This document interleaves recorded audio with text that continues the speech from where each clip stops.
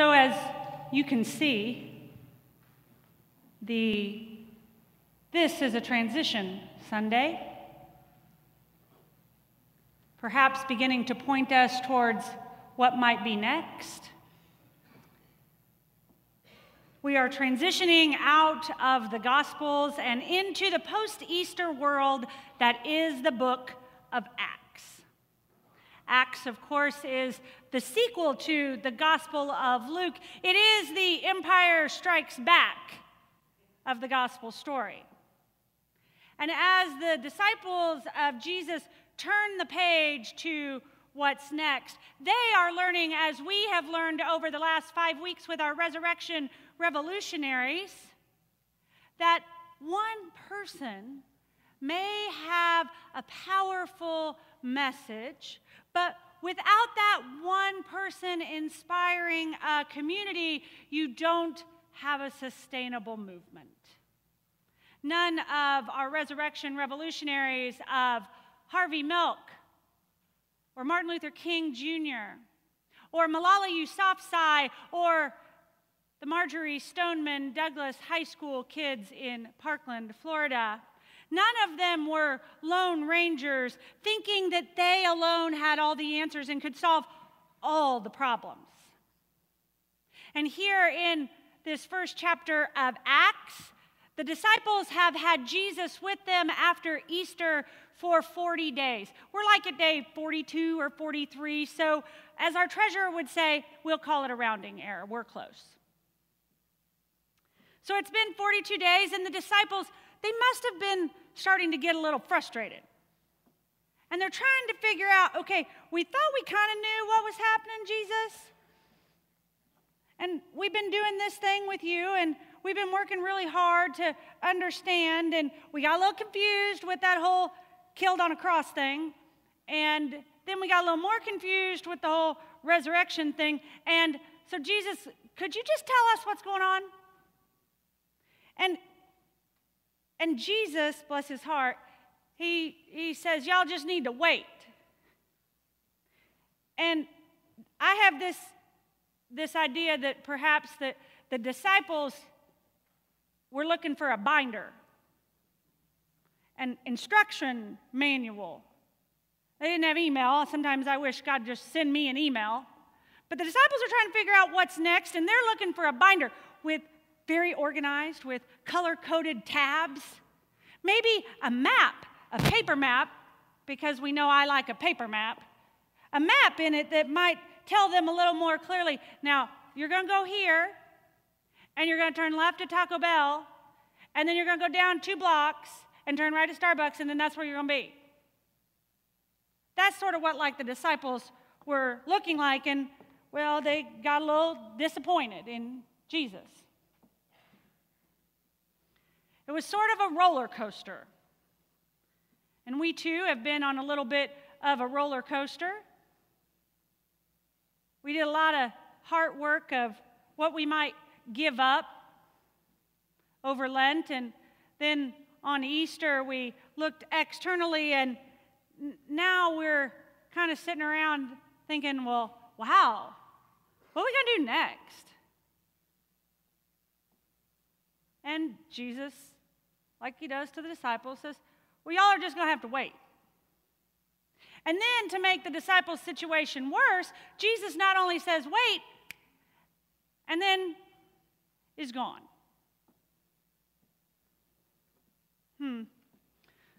They'd been doing so much work, and it must have been a pretty big letdown. There was still so much at stake, and their little community was so fragile with such uncertainty. And Jesus says, wait, and then is gone, and they're looking around at one another like, well, what are we going to do? So they pack up and they go home. But what they do next is interesting to me. The author says, and this is a continual line, as you will see as we journey through Acts over the next few weeks, there's this line that says the community was constantly devoting themselves to prayer. Time and again, before anything big happens in the book of Acts, there's always this line about this devotion to prayer.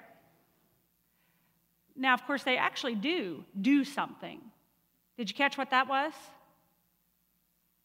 Well, they had to have a quorum on their board, right? You got to make sure Robert's rules are in order. And so you got to have 12 apparently to have a quorum. And so the first thing they did was to replace Judas, who was no longer with them. And so they cast lots, which means they rolled dice or drew straws or flipped a coin or whatever it is that they did. Hand a blackjack to determine who would be next. That's how we're going to do nominating process this fall. We're just going to play craps. That could be fun. But moving forward into what was really next is very clear about a process of prayer. And in our congregation, we too are in a time of transition. We've been super busy, lots to celebrate, lots to be excited about, and lots of energy as we move into this next season, not just next week of Pentecost, but more importantly, summer. I know there are teachers in this room who know exactly how many days and how many hours they have left. I see you, Mrs. De La Pedra, smirking. For us, the choir is off. Some of you will be in and out on vacation, and we wonder, well, what should we do next after this very big Easter season that we've had around here? And the Jesus community says, well, you should pray. And I've been really challenged by this idea of prayer lately, this idea of devotion to prayer. And I don't mean like pray at the stoplight, Jesus, because I really am running late and I need this light to turn green. Or, Jesus, can you make this remote control thing work, Jesus? Or, Jesus, please help us win this soccer game. Because some days I pray that. Every time I turn around, though, I've been challenged in the last 3 weeks about what it means that they were all united in their devotion to prayer.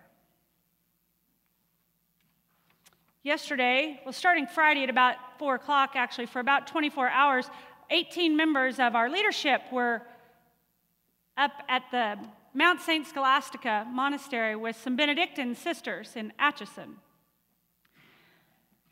And it was really interesting. By yesterday afternoon, we began to talk about why we come to this place. And time and again, as we cut through the stuff as to what it was really about, it was about relationships.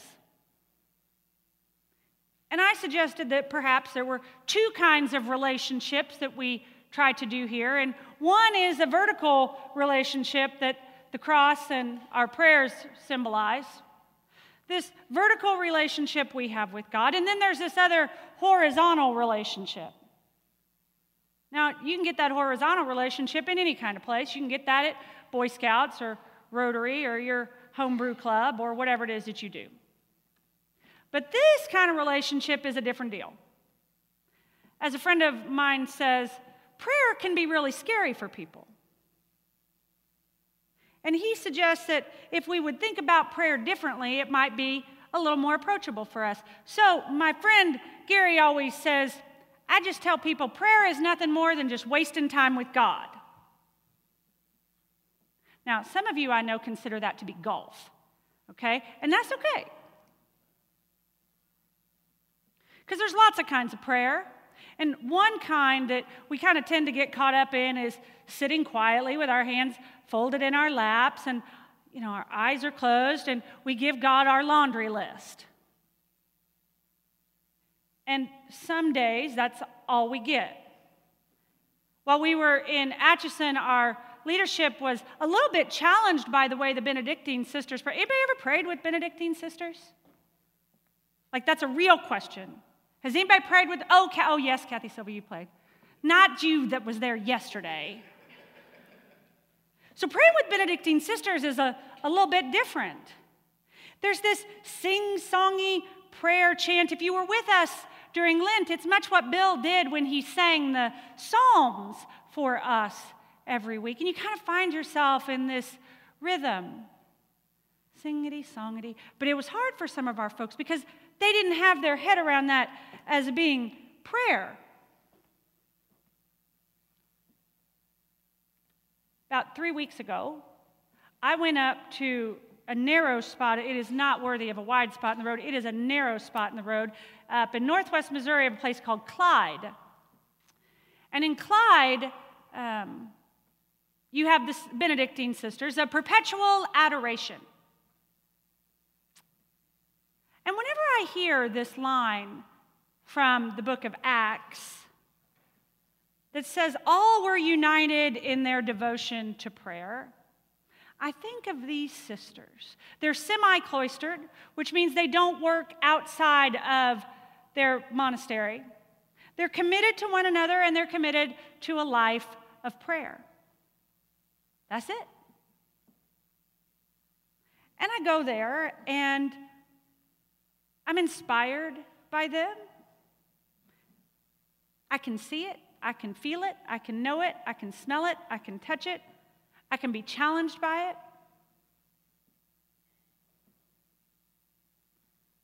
And it makes me wonder, what are they doing all day? You thought I was going to say something really serious there, didn't you? No, I just wonder, what do they do all day? Well, one might suggest that they're wasting a little time with God, that is their life. And we make it, I think, so complicated, and we get so scared by this word, prayer. But I had this book out the other day because I was using a prayer for the podcast from Archbishop Oscar Romero, who will be canonized for the Catholic Church later this year. And I was skimming in this book, and I found this line literally jumped off the page at me.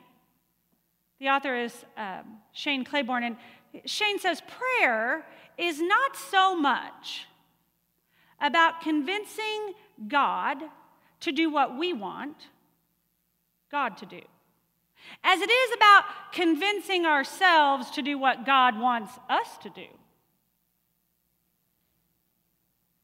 Prayer is not so much about convincing God to do what we want God to do, as it is about convincing ourselves to do what God wants us to do. Because God is not sending you an email or making you a binder. But Lord of mercy, wouldn't it be a lot easier if God would? And Jesus says wait, and the example is to pray. Shane Claiborne goes on to say the saints of the church say that prayer is less about what we say and more about being with the one that we love and who loves us. Or as Mother Teresa says, who was regularly asked about her prayer life, and when she was asked, sister, what do you say when you pray to God? And she would always say, oh, nothing. I just mostly listen. And always there was a follow-up question when Mother Teresa was asked that. Well, Mother, what does God say? Oh, nothing. She mostly just listens. So some of you are sitting there this morning because this is very different than the sermons we've had over the last 6 weeks or so. You're wondering, okay, Steitz, get to the point. Is the point to make me feel guilty about my prayer life? No, I feel guilty about mine for all of us. But I'm wondering this morning, as we begin this journey through Acts, what would it look like for us? What would it look like for us? I'm going to say one day a week. One day a week, or whenever you're mindlessly scrolling through Facebook, or you're flipping channels because you're done watching the Royals for the night, or whatever it is you're doing, that you stop. And 10 minutes, that's it. 5 if that's all you can manage. Get a good chair or sit on the deck. Light a candle if it's safe to do that. And just show up and say, okay, God, I'm here and you're here, and maybe today that's enough. And then you're just going to sit there, and that's it. I'm here and you're here, and that is enough. And in a world that is really loud and really noisy, where really few people actually listen to one another, where there's actually really quiet spaces, what might it look like for a community to start being united in prayer and take the fancy mysticism or rules or whatever you think prayer ought to be and just let it be wasting time with God? I'm here, you're here, and that's enough today. It transformed the lives of the first followers of Jesus. It created the church that has withstood thousands of years of change and loss and growth and development and transformation. 10 minutes, that's all I'm going to ask you for. And I just want you to see what happens. And you know what, Andre? Maybe nothing happens. But you're not going to know unless you show up, right? You're not going to know unless you show up. So over the coming weeks, as we go through this story of Acts, we're going to hear time and again, they constantly devoted themselves to prayer. Warning, it gets dangerous, because you got to be real careful what you pray for or not. God might say something you may not like to hear. That's hard. But as my beloved spiritual director reminds me, what God is doing is none of your business. Your job is just to show up and see what happens. And so maybe, just maybe, that's not a bad place to start. May it be so. May it be so for us. Amen.